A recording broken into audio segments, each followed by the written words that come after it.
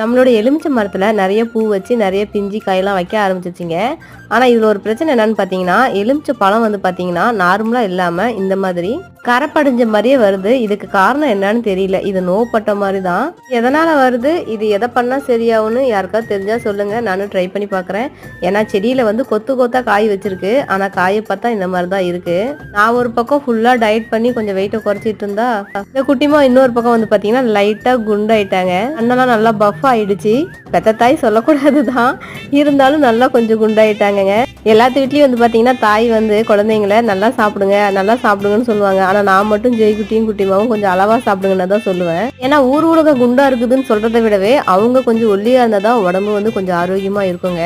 நாமளே வெயிட்ட குறைக்க எவ்வளோ படாத பாடு பட்டுட்டோம். ஜெய்குட்டி இப்பயுமே கொஞ்சம் கஷ்டப்பட்டு தான் வெயிட்ட குறைக்க ட்ரை பண்ணிட்டு இருக்கிறான்.